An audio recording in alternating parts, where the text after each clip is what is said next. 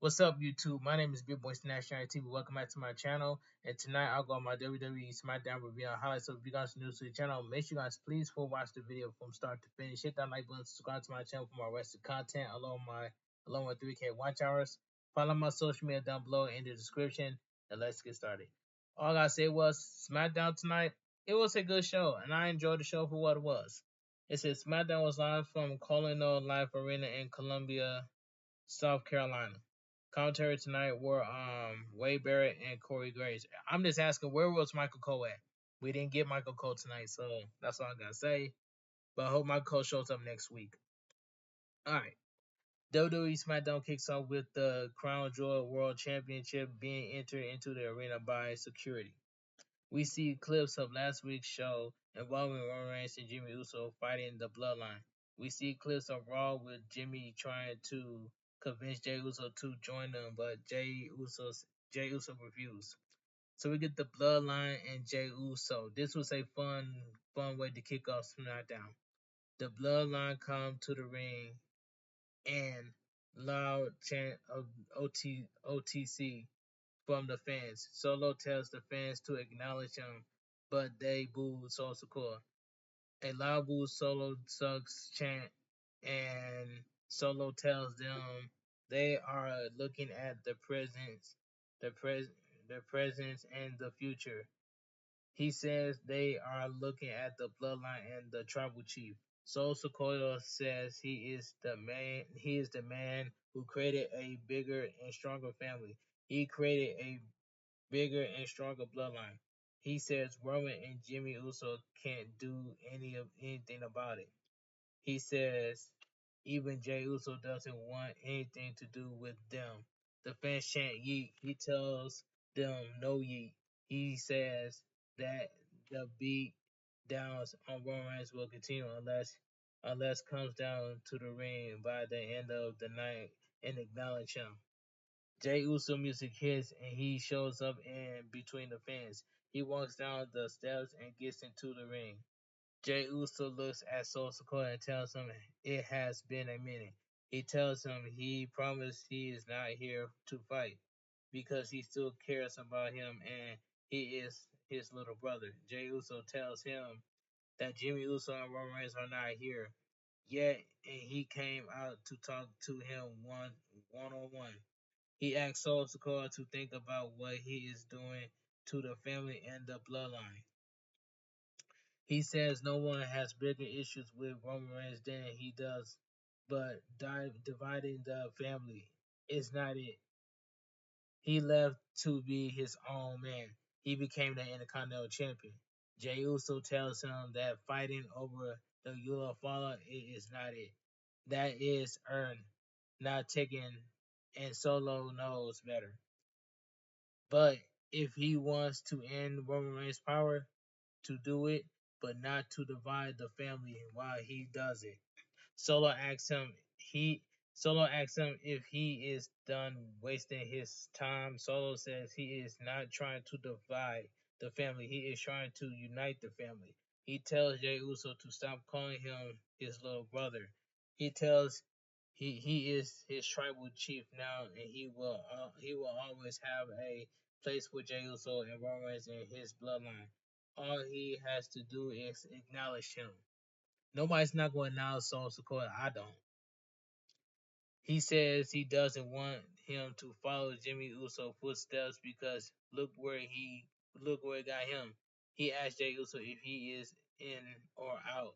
Jey Uso tells Soul Sakura if he is trying to unite the bloodline. Why did he have to go and get Tonga Tonga,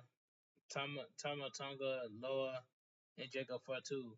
Jey Uso says there's a reason why they stay away from Jacob Fatu, and if Jacob Fatu keeps looking at him, he will have to knock his out. Jacob Fatu gets in Jey Uso's face, but Solo stops him. Jey Uso says next time he sees Solo Sikoa, it will be different. He tells him yeet and throws the microphone, leaving the ring. A fun start to the show. Jey Uso coming out was a surprise. I thought they would wait on having Jey Uso on SmackDown, but they did it earlier. They did it early. All right, commercial break. That was a fun way to start off SmackDown. Fun segment. Triple Threat Tag Team Qualifying Match. The Street Profits, accompanied by B-Fab versus Pretty Deadly and DIY. And this tag team match, this was a mess. You know what I'm saying? This was sloppy tag team match, sloppy Triple Threat Tag Team match. This was garbage. Montez Ford, Prince, and Ciampa start the match in the ring. Ciampa with a knee onto Ford and Ford to the outside. Prince slaps Ciampa and runs out of the ring. Ciampa chased Prince on the outside and Wilson shoulder tackles Ciampa. All six men get involved and ends it with Pretty Deadly double teaming Ciampa in the ring. So we go to commercial break. Bathroom commercial. Montez Ford with a super kick onto Pretty Deadly. He climbs the top rope, but Prince trips him up, and Kid Wilson is tagged in. Pretty Deadly climbs the second rope, but Dawkins throws Kid Wilson to the outside. Dawkins lifts Kid Wilson up on his shoulder, and Montez Ford with a doomsday blockbuster. Ciampa goes for the cover on Kid Wilson, and and Montez Ford onto Prince, and the referee counts to three. The winner of the match, DIY. Alright, the referee tells the ring announcer that Kid Wilson was the legal competitor and DIY are the winners. Alright, that was a mess of a tag team match. Not much more to add to it, except that at least the fans seemed to enjoy it. Hashtag SmackDown. Alright, commercial break. Back from commercial, we see Roman Reigns and Jimmy Uso step out of an SUV entering the arena. They bump into Jey Uso, who is face to face with Roman Reigns. Jey Uso begins to walk away, but Roman Reigns grabs him. He tells Jey Uso that he is proud of him. They all are. Jey Uso tells him no yeet and walks away. Roman Reigns tells Jimmy, "I told you," and walks away. We cut to Nick Aldis and Nia Jax.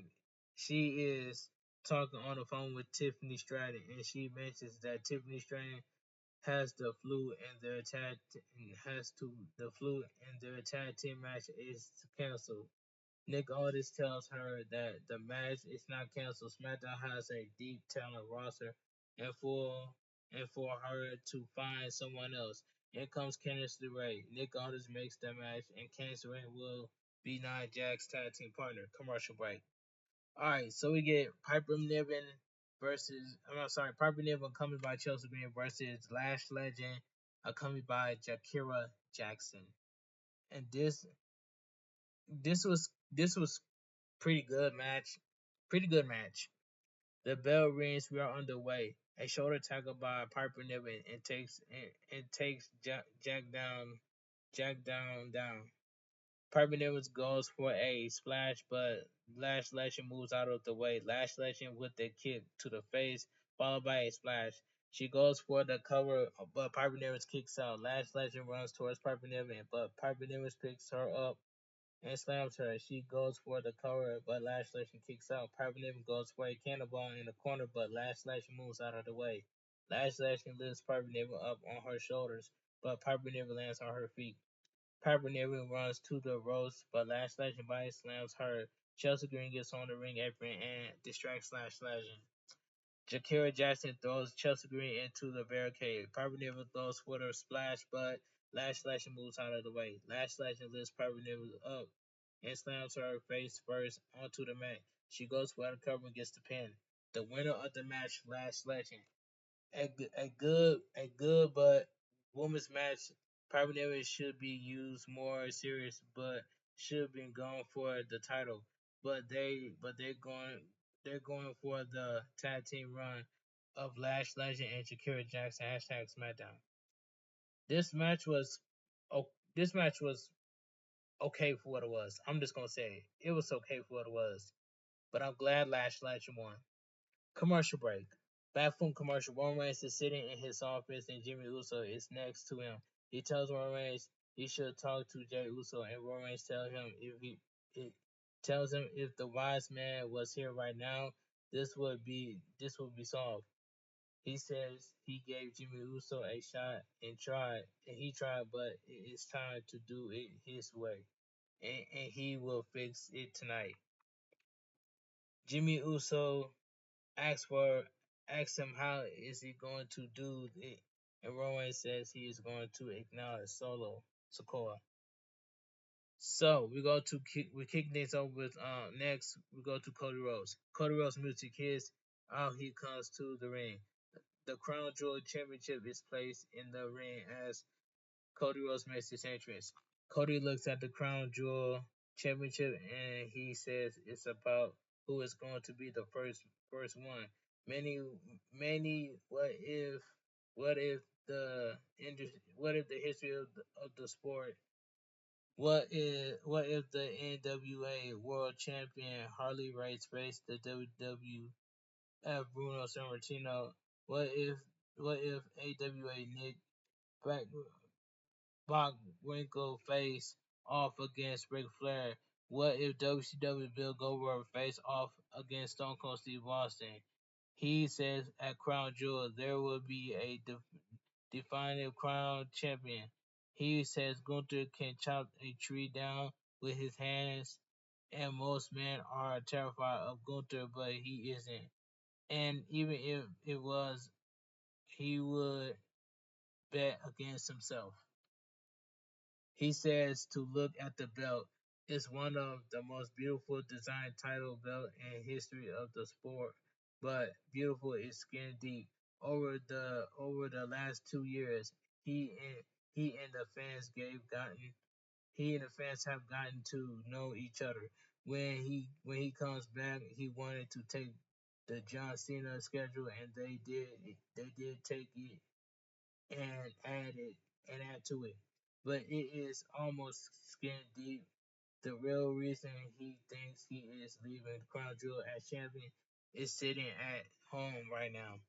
Cody says she is about 3 feet tall, and he need he needs her to know that when his bone torn into dust, his name will be attached to the title as first champion, and his name is the same name given to her. And you play the game not to lose, but you play to win. He says he would like to invite Gunther to Smackdown next Friday to stand in the ring with him, and he would like to look at him in the eyes and ask him what he wants to talk about. Cody Cody Rhodes dropped the microphone. His music plays, and Cody Rhodes looked at the crowd. All right, that was a that was pretty good by Cody Rhodes. Kevin Owens, Randy Orton, and Nick Aldis. A pre-recorded video of Kevin Owens airs. He says he has been in WWE for over 10 years, and it's ridiculous that he was told to stay at home because he attacked the Golden Boy outside of his bus. He says it makes him ask himself how appreciated he is by the company. He says he can't go over what Randy Orton did to him. Kevin Owens says he would never have turned his back on Randy Orton. He can't believe he picked Cody Rhodes over him. Kevin Owens says with everything happening to him right now, he doesn't know if or when he can come back to WWE. Prime example, Kevin Owens goes straight to AEW. If things don't work out with WWE, Kevin Owens goes straight to AEW. That's all I gotta say. If things don't work out with WWE, Kevin Owens can go straight to AEW. Let me continue. We cut to Nick Aldis, and in comes Randy Orton. He tells Nick Aldis he needs to get his hands on Kevin Owens, and he is going to do it at Crown Jewel. Nick Aldis says he is sorry, and it's not something he can do right now. It's not that we won't. He can't. Randy Orton says he is not asking for permission. Nick Aldis tells him he is saying he can do it because he is coming from up above. Randy Orton tells him that he knows who he needs to talk to, and he walks away. They are doing very well with Berlin the lines of the contract status with Kevin Owens. Nick Aldis saying he can't give Randy Orton the match because of Triple H can make for a very interesting story. Hashtag Smackdown. Commercial break. So we get a triple threat tag team match: A-Town Down Under versus Los Garza and Motor City Machine Guns. The Motor City Machine Guns got a huge pop from the crowd.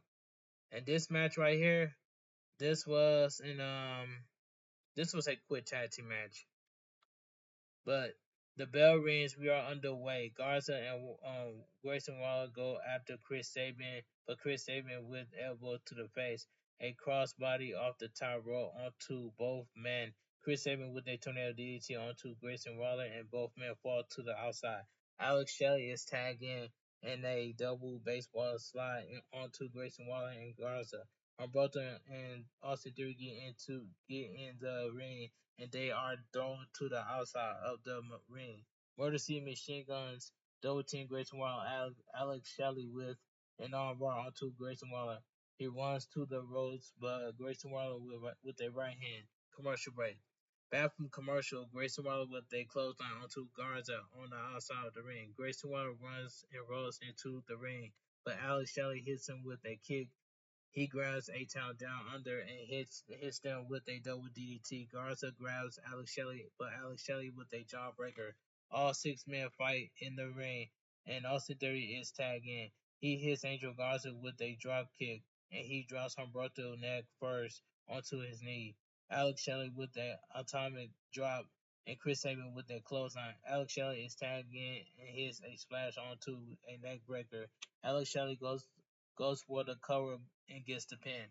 The winner of the match, Motor City Machine Guns. They was on TNA. If you guys don't know what Motor City Machine Guns are they from TNA.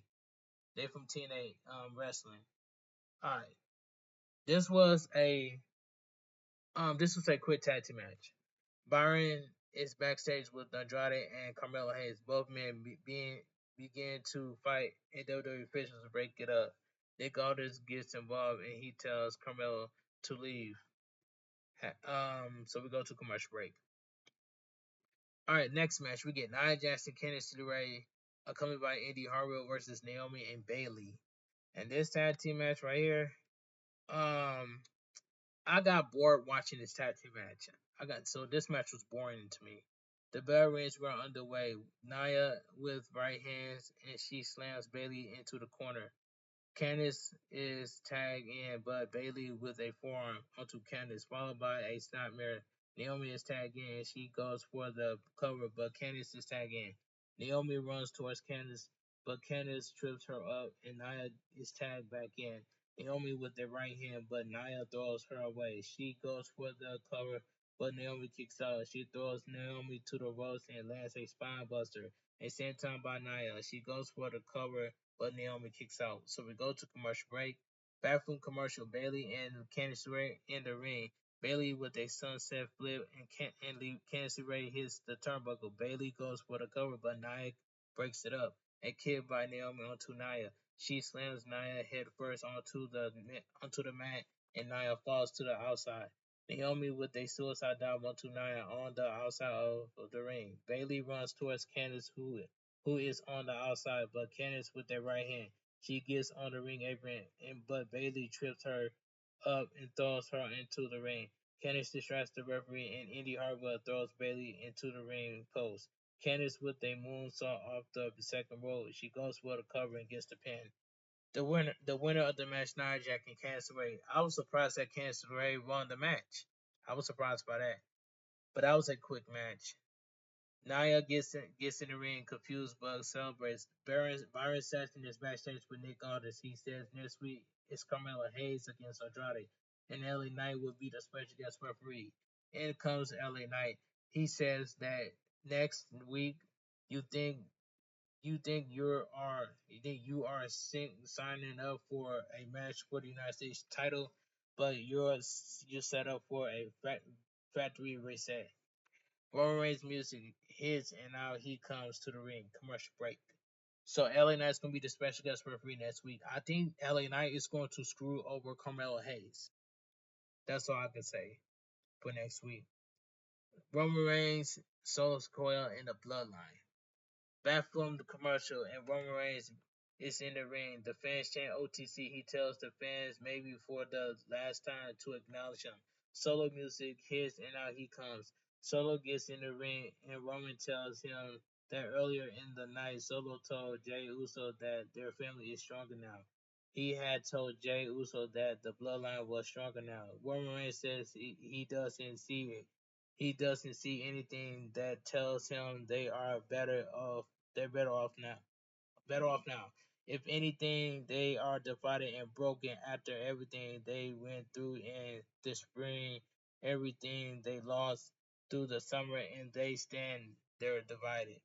Roman Reigns tells Solo Sikoa that he told his father that he could fix this. All he wants to do is put them back in the promised land. He wants titles around their waist, paid days coming from the heavens. He wants abundance. Abundance. Um, he wants their family to be pure priority. He asks Solo he what he can do to fix this. Solo laughs and says all he has to do is acknowledge him. Roman Reigns think about it, and the fans chant OTC. Roman Reigns looks at Solo and says he acknowledged him. He asks Solo if that makes him feel better, and Solo says not. Solo says no. He tells Roman that is not good enough.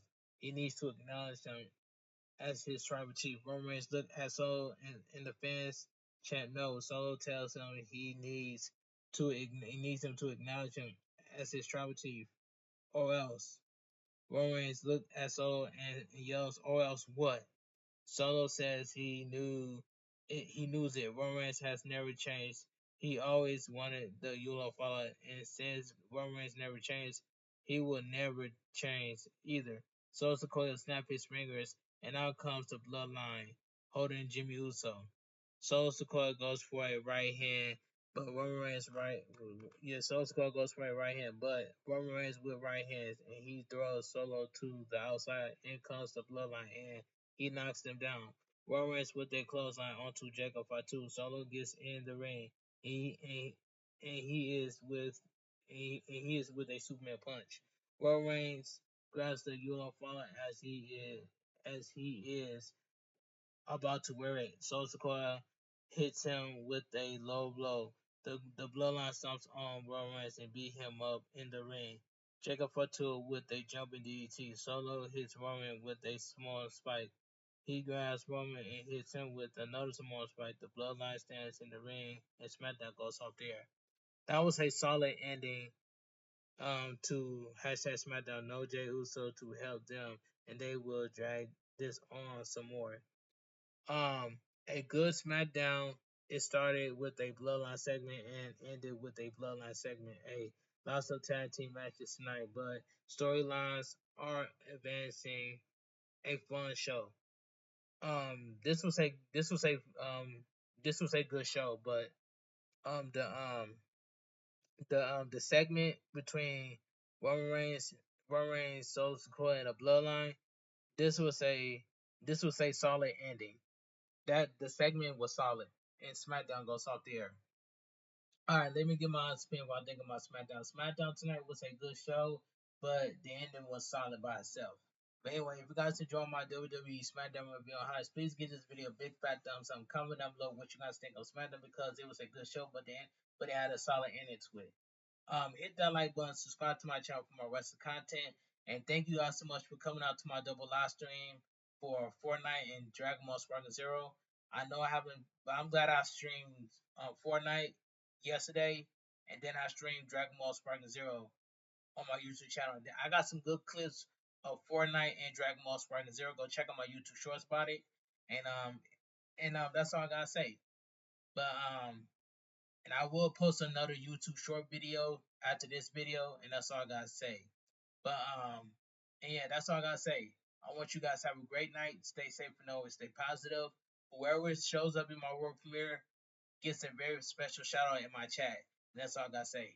KFG crew, KFG Kings, KFG Club, too sweet. I'm out of here. Gang. Mwah.